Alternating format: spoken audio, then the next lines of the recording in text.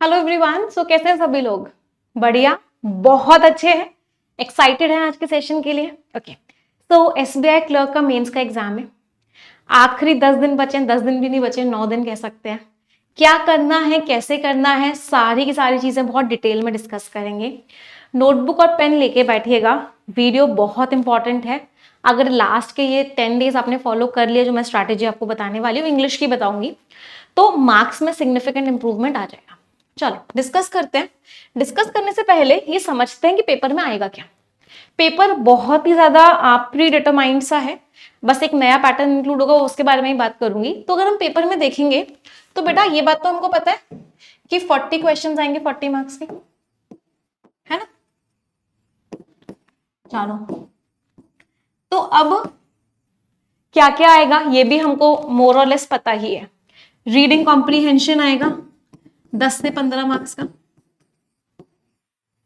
Para jumbles आएगा 5 से 8 marks का। मैंने 5 to 8 मार्क्स क्यों लिखा है? क्योंकि मेंस में मिक्स पैराजंबल देखने को मिलता है। मतलब पैराजंबल के अंदर फिलर का क्वेश्चन हो जाता है, कभी फ्रेज रीअरेंजमेंट का क्वेश्चन आ जाता है, मतलब मिक्स आता है। कभी फिलर का क्वेश्चन इसी के अंदर आ जाता है, कभी फ्रेज रीअरेंजमेंट का क्वेश्चन आ जाता है, एरर डिटेक्शन के क्वेश्चन आ जाते हैं, वर्ड स्वैप का क्वेश्चन आ जाता है। तो पहले स्वैपिंग करनी होती है, फिर अरेंजमेंट करना होता है। इसके बाद क्लोज टेस्ट आएगा। क्लोज टेस्ट के भी मान लो 5 से 8 क्वेश्चंस होंगे, ये भी मिक्स्ड क्वेश्चंस ही आते हैं। क्लोज टेस्ट भी नए नए पैटर्न्स के आएंगे। इसके बाद आपके ग्रामर बेस्ड क्वेश्चंस आएंगे। Grammar based questions 5 to 7 marks. Grammar based questions में आ जाता है नंबर ऑफ एरर्स काउंट करो, कितनी एरर्स हैं। एक पार्ट फिक्स दिया होता है, बाकी पार्ट्स में बताओ। मतलब मल्टीपल एरर के क्वेश्चन आ जाते हैं, एक ही सेंटेंस में बहुत सारे एरर्स हैं। कभी कभी आ जाता है सही वाले पार्ट्स बताओ, कौन कौन से सही है, वो वाले पार्ट्स आइडेंटिफाई करो। तो एरर के क्वेश्चंस 5 से 7 नंबर के ये आएंगे। इसके बाद एक नया पैटर्न इंट्रोड्यूस होता है हर साल। न्यू पैटर्न इंट्रोड्यूस होता है। न्यू पैटर्न भी कुछ नहीं होता, जो बच्चे परफेक्शन में आते हैं उन्होंने पहले से किया होता है। कॉलम के अंदर कॉलम का क्वेश्चन दे दिया, कॉलम के अंदर फिलर के साथ एरर डिटेक्शन के साथ मिक्स करके क्वेश्चन दे दिया, फ्रेज रीअरेंजमेंट के साथ वर्ड स्वैप का क्वेश्चन दे दिया। तो मिक्स 3-4 पैटर्न्स को मिक्स करते हैं, वो क्वेश्चंस देते हैं। 7 से 8 नंबर के आपके ये क्वेश्चंस आ जाते हैं न्यू पैटर्न्स में। फिलर्स के क्वेश्चंस आते हैं। फिलर्स में मेंस में सिंगल फिलर्स नहीं आता, या तो डबल फिलर आएगा, या ट्रिपल फिलर आएगा, या फिर पैरा फिलर आएगा। पैरा फिलर मींस एक पैराग्राफ दिया हुआ है, उसका एक पार्ट गायब है, उसको फिल करना है। 3 to 5 क्वेश्चंस इसके मान।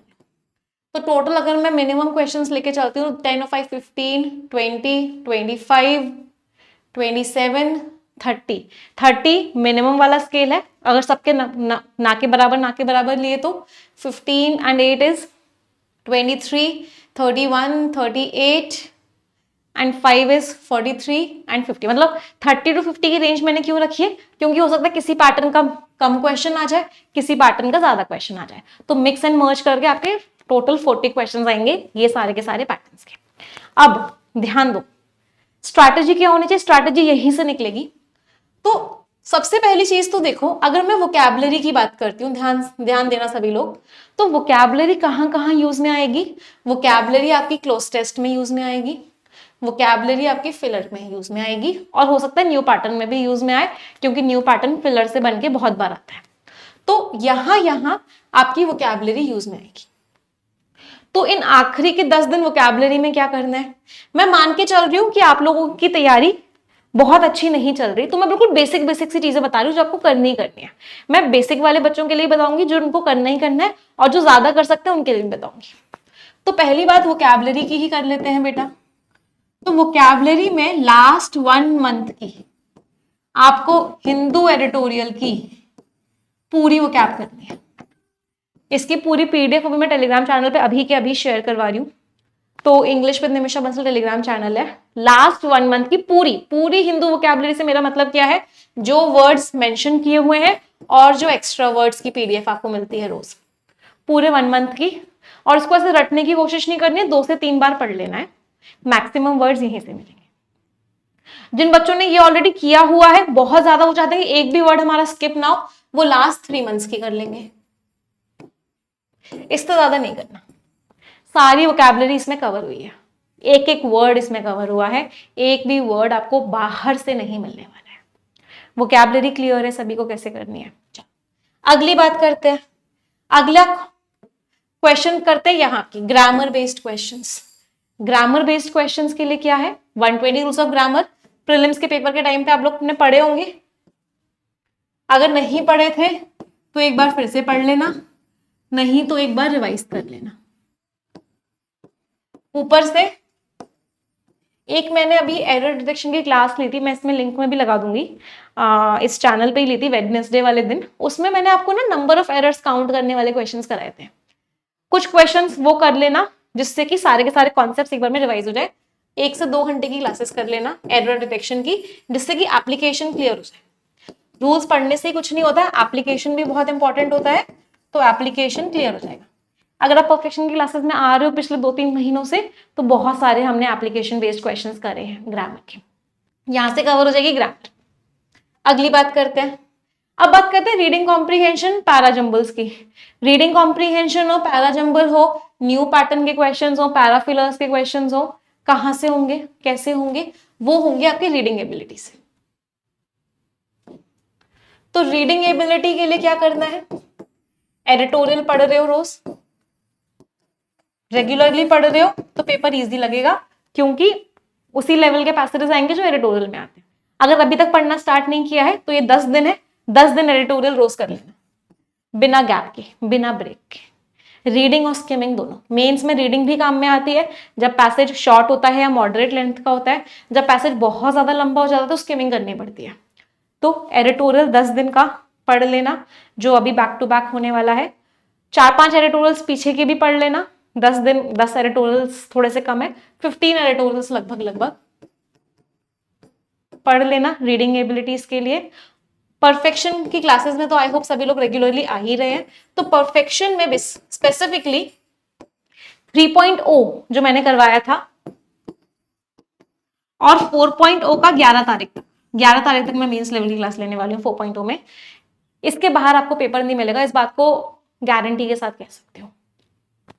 3.0 पूरा का पूरा, आई थिंक उसमें 10 मेंस की क्लासेस हैं, 4.0 में 10 मेंस की क्लासेस और ऐड हो जाएंगी, तो जितने पैटर्न्स आ सकते हैं, एक्सपेक्टेड हैं, जो जो बन सकता है वो सारा करा लिया। पैटर्न्स में सारा खेल किसका है, देखो आपकी रीडिंग बहुत अच्छी है, आपकी वोकैबुलरी बहुत अच्छी है, लेकिन अगर वो पैटर्न आप पहली बार देख रहे हो तो आपको उस पैटर्न में समझने में टाइम लगेगा, उस पैटर्न की स्ट्रैटेजी बनाने में टाइम लगेगा, उतना टाइम होगा नहीं एग्जाम में, आपका वो क्वेश्चन नहीं बनेगा। लेकिन अगर आप वो पैटर्न पहले से करके गए हो तो आपको वो पैटर्न समझने में कोई टाइम नहीं लगेगा, आप तुरंत के तुरंत क्वेश्चन कर पाओगे। तो इसलिए मैं क्या बोलती हूँ, हमेशा ऑल एक्सपेक्टेड पैटर्न्स एग्जाम से पहले ही प्रैक्टिस कर लो।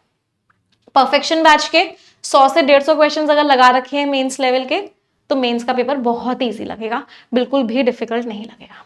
जो बच्चे परफेक्शन बैच के नहीं हैं, मैम हम परफेक्शन बैच को नहीं अफोर्ड कर पाए थे, नहीं लिया, परेशान हो गए, उन बच्चों के लिए वेडनेसडे को, that is day after tomorrow, मैं एक मैराथन सेशन ले रही हूँ, क्योंकि मेरी जिम्मेदारी सिर्फ परफेक्शन बैच वाले बच्चों के लिए नहीं है, यूट्यूब वाले बच्चों के लिए भी है, और जितना मैं कर सकती हूँ उनके लिए डेफिनेटली करूंगी। तो वेडनेसडे को एक मैराथन सेशन लेंगे, उसमें सारे एक्सपेक्टेड पैटर्न्स हम ऐड कर देंगे।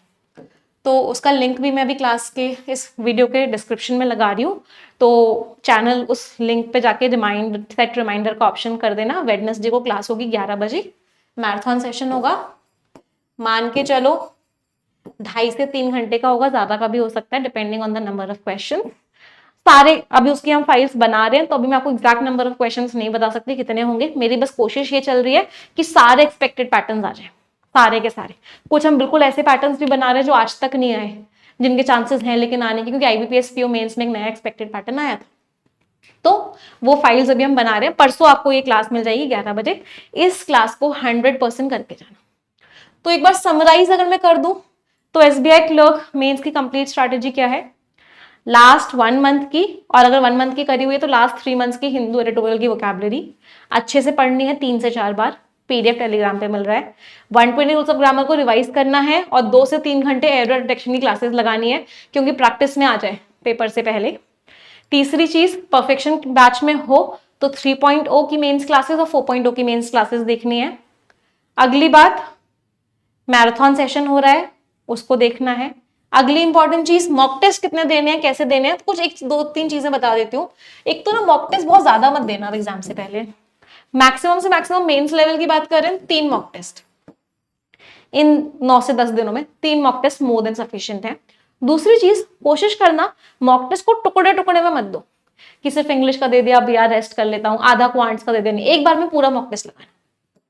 Complete mock test all subjects at one go, और उस मॉक टेस्ट को एनालाइज बहुत अच्छे से करना। उसका आंसर की देख के, उसका रिजल्ट देख के ऐसे डिमोटिवेट नहीं होना है, बहुत ज्यादा कॉन्फिडेंट नहीं हो जाना है, जैसे भी मार्क्स आए। Analysis is very important. तो 3 मॉक टेस्ट का टारगेट रखो कि हमको 3 मॉक टेस्ट देने हैं एसबीआई क्लर्क मेंस के एग्जाम से पहले पहले, और उसका डीप एनालिसिस करना है। जितना टाइम मॉक टेस्ट देने में लगा रहे हो उसका आधा टाइम एनालिसिस में देना है। तो deep analysis is very very very required. ठीक है, तो आई होप सभी को स्ट्रैटेजी क्लियर है, कैसे पढ़ना है, क्या क्या चीजें करनी है। All the best for your exams. और मुझे आप सभी लोगों से एक कमेंट चाहिए अभी के अभी कि are you giving your 100% your preparation, क्या आप अपनी प्रिपरेशन को 100% दे रहे हैं या नहीं दे रहे हैं। Thank you everyone.